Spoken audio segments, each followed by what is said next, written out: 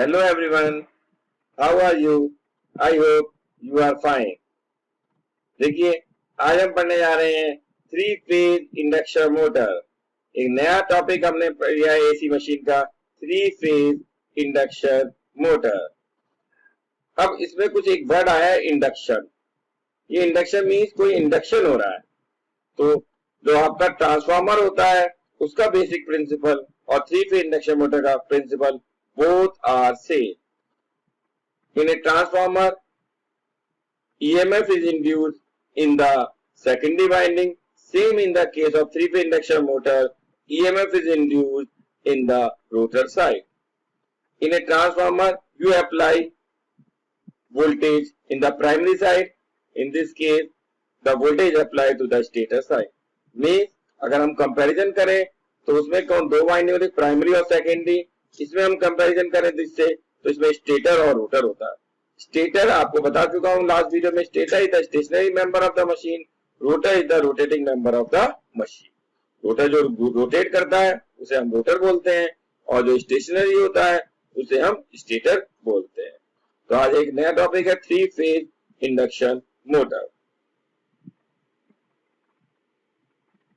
आज हम पढ़ने जा रहे हैं जो मेन है important, which is the basic principle of operation of three phase induction motor। ये थ्री फेज इंडक्शन मोटर कैसे काम करती है, उसका ऑपरेशन बेसिक प्रिंसिपल क्या है जिससे ऑपरेट होती है, ये हम नया एक टॉपिक पढ़ने हैं which is very very important for the examination। When you apply a three phase supply is given to the stator of a three phase induction motor, a rotating magnetic field is produced which rotate with the synchronous speed। This is very very important।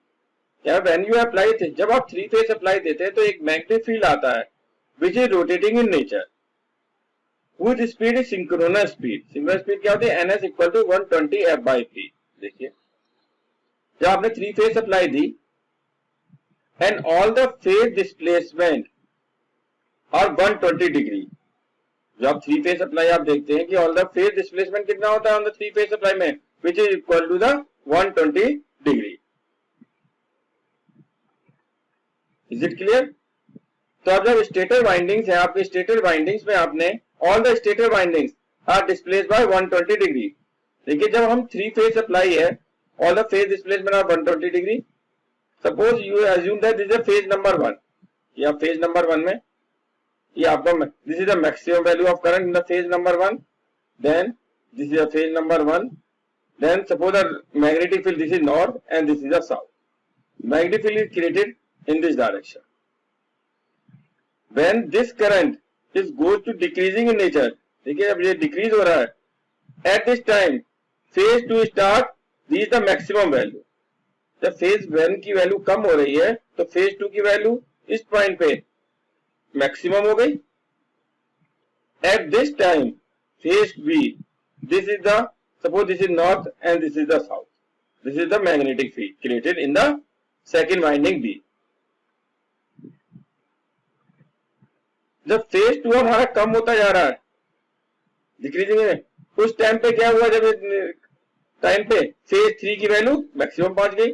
जब ये decreasing nature में आ रहा है तो three phase की value क्या हो गई, मैक्सिमम वैल्यू पहुंच गई।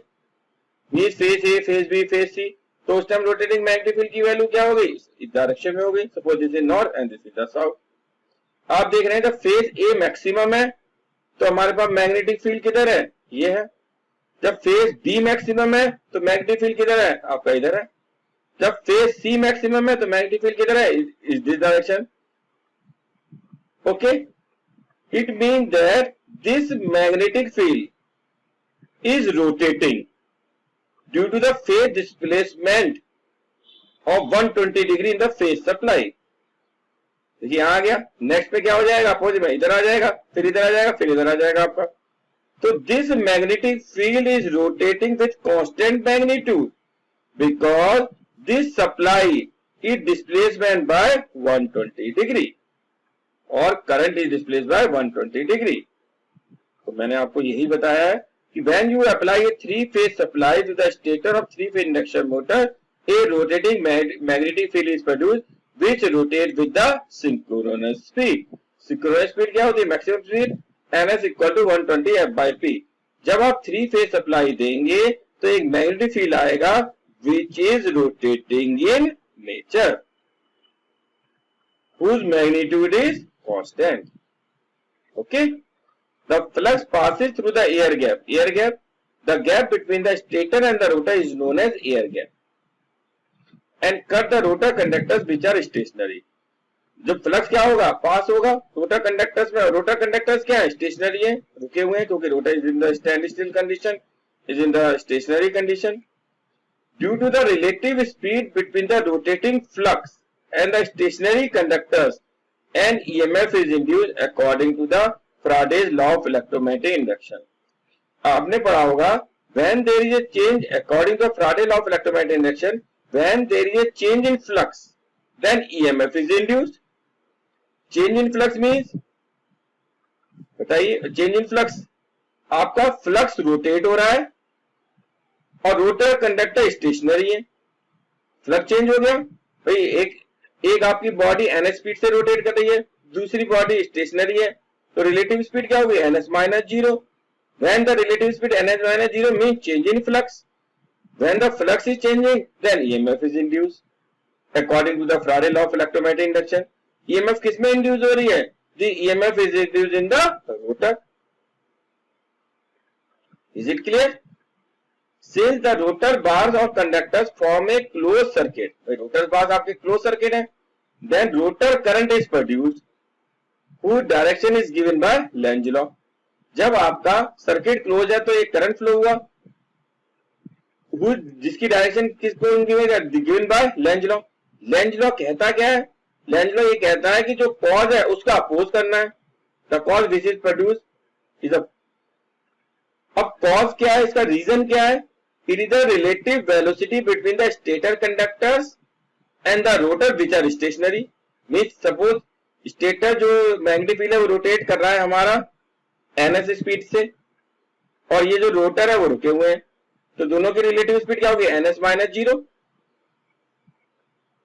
अब लेंज लॉ ये कहता है कि इसका अपोज करना. It mean that rotor start rotating in the same direction of flux. देखिए, current in the rotor will produce no flux and to reduce relative speed. Reduce means if the rotor start rotating in the same direction of stator flux, then the relative speed is ns minus nr. relative speed कम हो गई,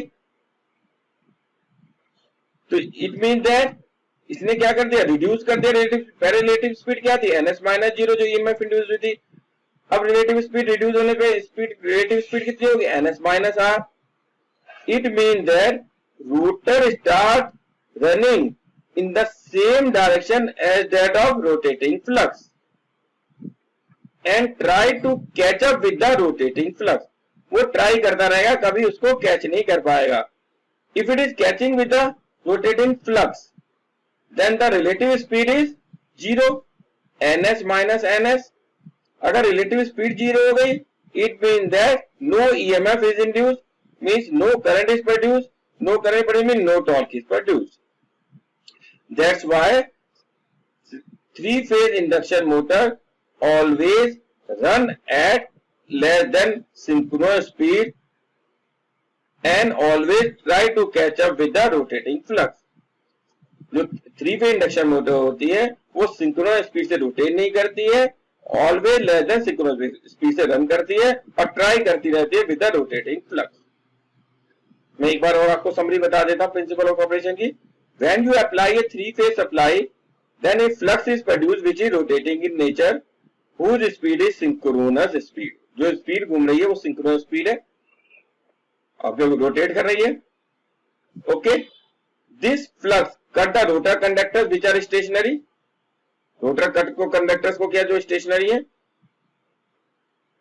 then EMF is induced according to a Faraday law of electromagnetic induction. EMF is induced when there is a change in flux. EMF is induced.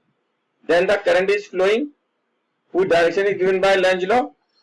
Lenz law क्या था, जो cause है उसका oppose करना. Cause क्या है? It is a relative velocity between the rotating field and the rotor conductors. ns minus 0 क्योंकि rotor stand still condition में थे। अब हमें इसको रिड्यूस करना है। Then the rotor start rotating in the same direction of stator flux and try to catch up with the rotating flux. Therefore, three-phase induction motor always run at less than synchronous speed, not at synchronous speed. That's why three-phase induction motor is known as asynchronous motor. Asynchronous means not synchronous speed. Asynchronous motor. Is it clear? This is the basic principle of a three-phase induction motor. What is slip speed? जो मैं अभी बात कर रहा था आपको, slip speed है क्या? The speed at which the induction motor work is known as slip speed. Slip speed means it is the relative velocity between the stator flux and the rotor speed. This is known as ns minus nr. याद रखिएगा stator flux है. Stator is the stationary member, but stator flux is rotating at the speed of synchronous speed. ns equal to 120 f by p. It is always run at synchronous speed. nr is the rotor speed, which is rpm. The difference between the synchronous speed and the actual speed of the rotor is known as slip speed. इसी को हम क्या कहते हैं? slip speed बोलते हैं. ns minus nr. एक बार और मैं रिपीट करता हूं. nr क्या है? रोटर की स्पीड. ns क्या है? जो हमारा स्टेटर फ्लक्स रोटेट हो रहा है. स्लिप क्या होती है? It is the relative speed between the rotating magnetic flux and the rotor expressed in terms of per unit synchronous speed. Means slip equal to होती है simple ns minus nr divided by ns. ns equal to 120 f by p, which is synchronous speed. nr is the rotor speed. This is the relative speed divided by synchronous speed in terms of percentage multiplied by 100. The speed of the motor decreases as the slip get increases. Speed की अगर suppose NR की value 0 है, मतलब rotor stand still में condition में है, तो slip कितनी हो गई? 1. अगर ये मोटर सिंगल स्पीड पे रीच कर जाती है तो स्लिप की वैल्यू क्या हो जाएगी? 0. तो स्लिप कम होगी. अगर स्लिप इंक्रीज होगी तो स्पीड की वैल्यू कम हो जाएगी. तो relation between the rotor frequency and the supply frequency equal to F R equal to S into F. F R is the rotor frequency, S is the slip, F is the applied frequency. तो हमारे पास क्या क्या important है? Slip speed क्या है? It is the ns minus nr. Slip क्या है? ns minus nr divide by ns in terms of percentage multiply by 100. What is the relation between the rotor frequency and the supply frequency? fr equal to s into f. ये rotor frequency क्या है? जो EMF induce हुई है, जो current induce हुआ है in the rotor frequency में, तो उसके रिलेशन क्या होता है? fr equal to s into f. Types of three phase induction motor. There are two types. The three-phase induction motors are of two types. One is the squirrel cage type induction motor. Second is the wound motor or slip ring induction motor. दो types के होते हैं. Squirrel cage होता है, एक wound rotor होता है. ठीक है, this is known as squirrel cage. ये इसमें क्या होता है? आपके ये कंडक्टर्स होते हैं, आपके बार्स होते हैं, जो वायर्स नहीं होती हैं. This is the bar, simple wire, and this bars are short circuit by end rings. इस एंड रिंग से इसको शॉर्ट सर्किट कर देते हैं for taking the output. This is the rotor. देखिए स्क्विरल केज टाइप की लग रही है, ये आपकी स्क्विरल टाइप की लग रही है. This is known as slip ring induction motor. और देखिए ये स्क्यूड है, तो मैग्नेटिक लॉकिंग बचने के लिए इसको स्क्यूड किया जाता है. ओके, नहीं तो अगर आपको स्ट्रेट कंडक्टर रखेंगे तो मैग्नेटिक लॉकिंग हो जाएगी. कोरेलिंग के लिए इसको स्क्यूड किया जाता है. This is known as conductor bar, not wires, it is the conductor wires. तो इसमें एक ड्रॉबैक ये होता है कि इसमें हम कोई एक्सटर्नल रेजिस्टेंस कनेक्ट नहीं कर सकते हैं फॉर स्टार्टिंग पर्पसेस. अब इसमें देखिए ये रोटर कोर है, ये शेफ्ट है, ये ब्रशेज है, ये वाइंडिंग्स है, इसमें स्लिप रिंग लगी हुई है. तो देखो is known as slip ring induction motor. Both motor operate on the same principle and have the same stator construction but differ in the rotor construction. The slip induction motor are less extensively used than squirrel cage type because higher cost and great maintenance cost. Slip induction motor are employed only when speed control or higher starting torque is. कहाँ use किया जाती है slip induction motor? जहाँ higher starting torque is required. मैंने आपको बताया था इसमें starting resistance, extra starting resistance connect कर सकते हैं. जबकि इस केस में, स्क्विरल केस में, एक्स्ट्रा रेजिस्टेंस हम कनेक्ट नहीं कर सकते, because in this induction motor there is some bars not resistance. तो extra resistance for starting purpose connected in the slip induction motor, not in the squirrel cage induction motor. ये मैंने आपको discuss कर दिया. ये शाफ्ट होता है आपका. ओके, ये वाइंडिंग्स होती हैं, ये आपके ब्रशेज होते हैं, ये स्लिप रिंग्स होती हैं, इसलिए इसका नाम से रोटर को. Next is torque slip characteristics of three phase induction motor. This is very very important topic. Torque क्या होता है? K S slip, E2 EMF induce in the rotor, R2 is the rotor resistance divide by R2 का whole square plus S square X2 का whole square. S is the slip, X2 is the rotor resistance at the stand still. जब rotor रुका उस time stand still की value क्या है? E2 EMF induce, K is constant, P is the torque. So torque slip characteristics of three-phase induction motor is known as torque speed characteristics. Provide us with the information about the variation of torque with the slip, and the variation of the slip obtained with the variation of speed. जब आप slip को very करेंगे, इसका मतलब क्या है? Very हो रहा है, स्पीड हो रही है. तो मैंने आपको अभी क्या बताया था? जब स्लिप की वैल्यू 0 है, it mean that motor is synchronous speed, क्योंकि R equal to NS minus NR upon NS होता है. देखिए, NS minus NR upon NS. अगर यहाँ पे NR की वैल्यू 0 हो गई, रुका हुआ है, तो S की वैल्यू 1 हो गई. अगर हमारा सिंक्रोनस स्पीड पे करा तो स्लिप की वैल्यू क्या हो गई? 0 हो गई. Okay, when the speed very the slip very, and in contrast with the torque will also very. देखिए क्या होती है, एक कर्व दिखा दो. देखिए, this is the torque slip characteristic. एक ग्राफ ड्रॉ करना है आपको टॉर्क वर्सेस स्लिप में. तो slip is very from 0 to 1. Slip कहां से वेरी हो रही है? 0 से 1. 1 कब है? जब हमारा रोटर की स्पीड पे है, रुका हुआ है स्टैंड स्टिल पे. जो रोटर सिंक्रोनस स्पीड पे है, तो स्लिप की वैल्यू क्या है? 0 है. तो this is the torque and this is the slip. अब देखिए, इस पेपर से देखते हैं. जब slip is very very small, जब when slip equal to 0, first point लेते हैं, स्लिप इक्वल टू 0. जब स्लिप की वैल्यू 0 है, देखिए, जब स्लिप की वैल्यू 0 है तो टॉर्क की वैल्यू क्या हो जाएगी? 0. First is the when slip equal to 0, torque equal to 0. तो हमारा स्टार्टिंग पॉइंट क्या आ जाएगा? 0 आ जाएगा. Second case, when slip is very very small, जब स्लिप बहुत स्मॉल है, छोटा है. व्हेन S is very very small, तो देखिए, जब S स्मॉल है तो S स्क्वायर और स्मॉल होगा.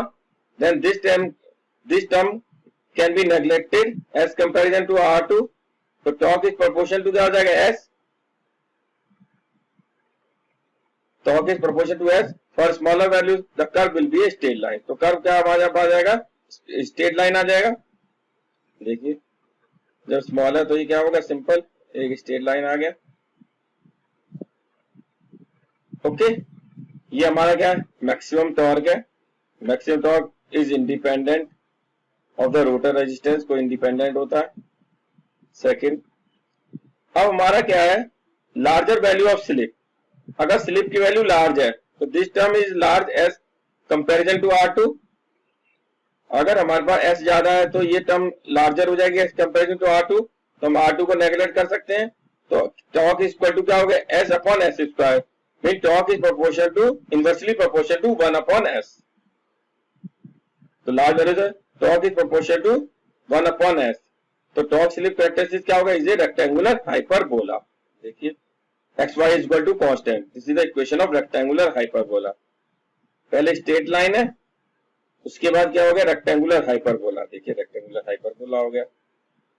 This is known as maximum. This is stable region. देखिए, ये स्टेबल, क्योंकि आपकी जो मोटर है वो किस में काम करती है? When the slip is very very small.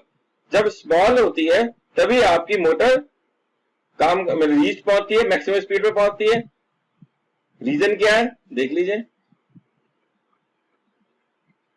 जब NR is just less than slip synchronous speed, तो स्लिप क्या होगी?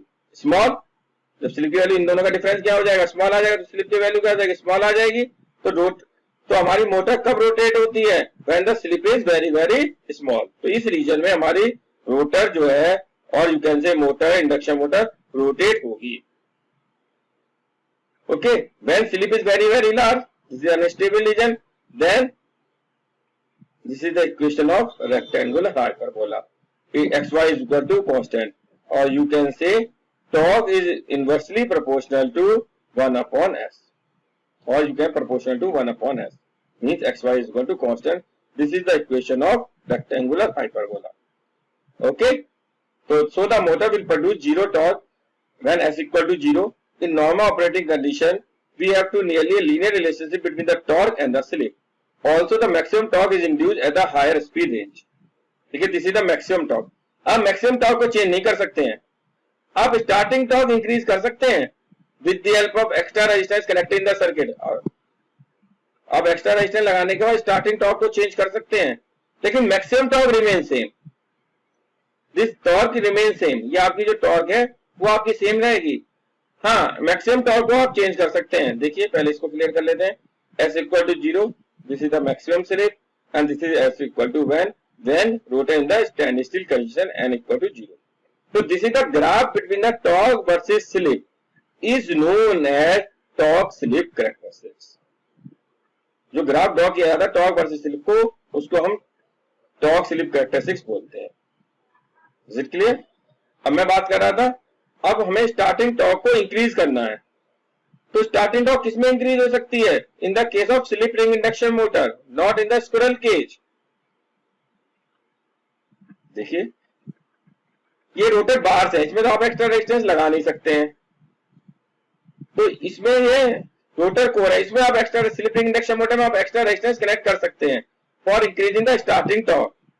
Therefore this characteristics, this torque slip characteristics is valid for the slip induction motor, not for the squirrel cage induction motors. इसमें copper के bars होते हैं, copper के bars में extra resistance connect नहीं कर सकते हैं. देखिए, this is the torque versus slip. आप एक्स्ट्रा रेजिस्टेंस जैसे जैसे आप कनेक्ट करते जा रहे हैं, स्टार्टिंग टॉर्क की वैल्यू इंक्रीज होती है. पहले आपकी इतनी है, फिर आपने रेजिस्टेंस को कनेक्ट कर दिया, स्टार्टिंग टॉर्क और इंक्रीज हो गया. फिर आपने इस किया तो स्टार्टिंग टॉर्क और बढ़ गया, स्टार्टिंग टॉर्क बढ़ गया. Means when you increase the value of resistance, extra resistance in the rotor circuit, then starting torque, maximum starting torque is start increasing, but maximum torque remains same because maximum torque is independent of rotor resistance. तो maximum torque होता है वो rotor resistance के independent होता है, लेकिन starting torque की value increase होती चली जाती है. R23 is greater than R22 is greater than R21. पहले 1 पोजीशन पे, फिर 2 पोजीशन पे, 3 पोजीशन पे. मतलब रेजिस्टेंस की आपने रोटर रेजिस्टेंस लगाया, वो रेजिस्टेंस की वैल्यू इंक्रीज करते जा रहे हैं. ओके, तो मैं एक बार और समरी बता देता हूं. The graph between the torque versus slip is known as torque slip characteristics, and this is the maximum torque. Maximum torque is independent of resistance, but maximum starting torque start increasing with the help of rotor resistance. But changing the rotor resistance will affect the slip. We have to constant rotor reactance with what we would have maximum torque at the start by adding much resistance in the rotor.